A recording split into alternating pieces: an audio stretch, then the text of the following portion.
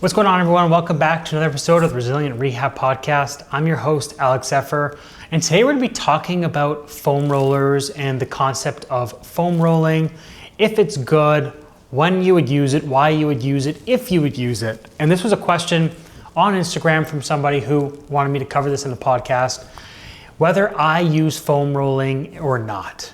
So I think there's been this yo-yo or roller coaster effect when it comes to foam rolling. At the beginning, it was really good. Everyone was doing it. In fact, everyone probably has a foam roller at their house. And then it wasn't great. I think the reason why there's this pendulum swinging is because people are focusing potentially on the wrong thing. So there's a bunch of factors for foam rolling, right?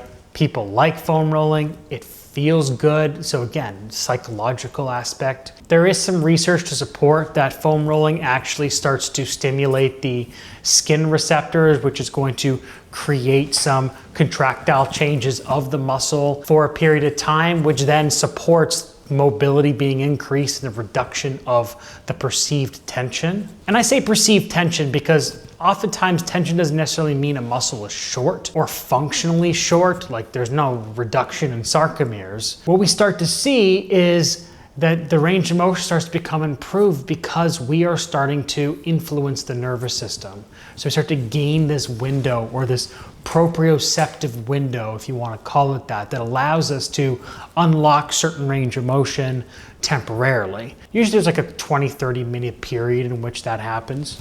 Now the other claim, which is the argument, I guess, against it, is that there's this huge fascial craze that foam rolling improves fascia.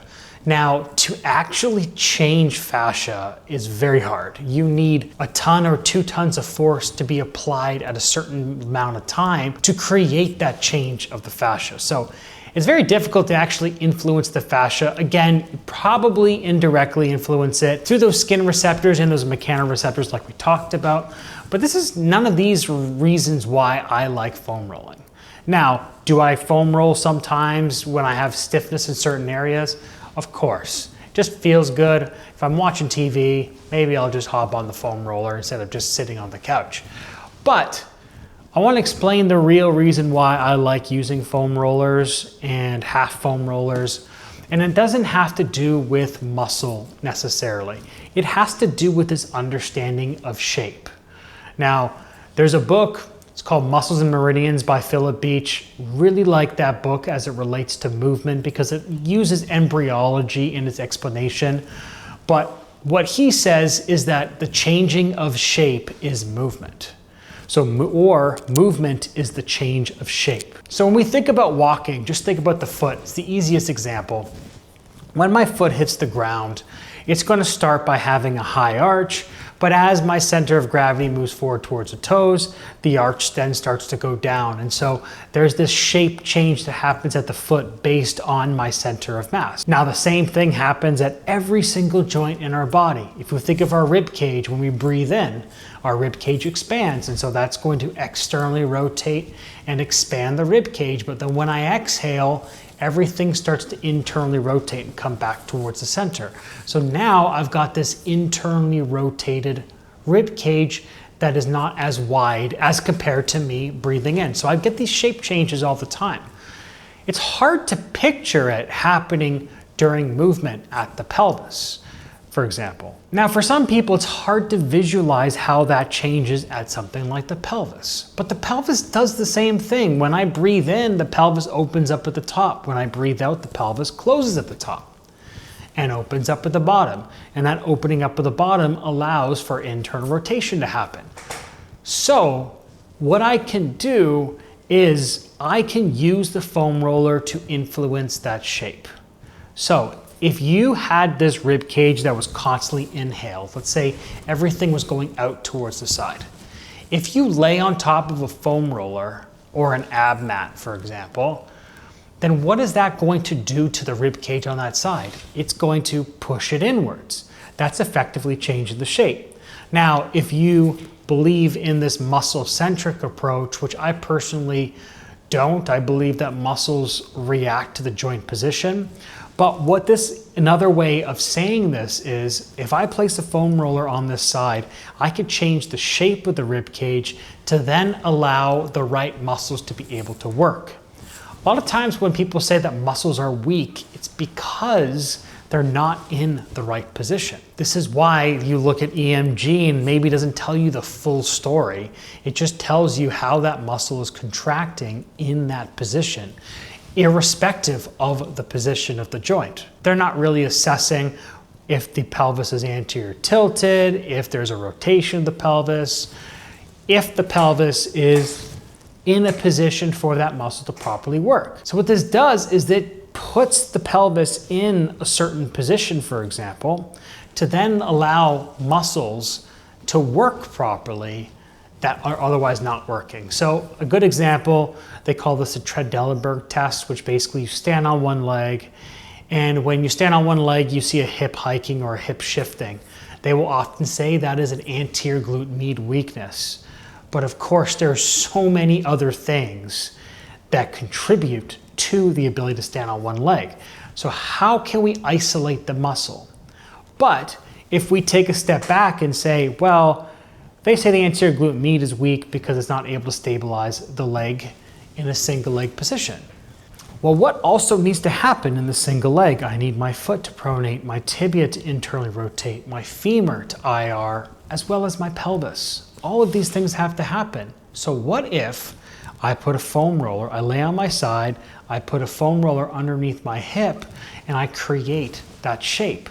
Now when I stand up, I potentially have created a better shape for that muscle to work properly. Again, we're talking about muscles in isolation, and it doesn't work that way. But that changing of the shape created a different pressure that happens with my pelvis. If you want to understand the pressure and stuff like that, I talked a lot about that in a previous podcast episode called Internal Pressures. You could also check out my Evolved Biomechanics mentorship. We talk a lot about the diaphragm and the pelvic floor and how that interacts to improve movement. If I use this constraint to laterally compress the pelvis, I'm then going to create a better shape. I can do that at the tibia. I do something that's like a tibial smash exercise. That tibial smash exercise is going to allow the tibia to internally rotate.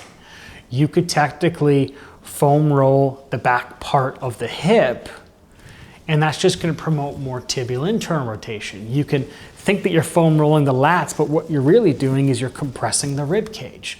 So we shouldn't be so limited into thinking of these external perspectives of foam rolling, but what they can do by influencing the shape and the pressure that happens within my body, which is really the game changer when it comes to restoring movement.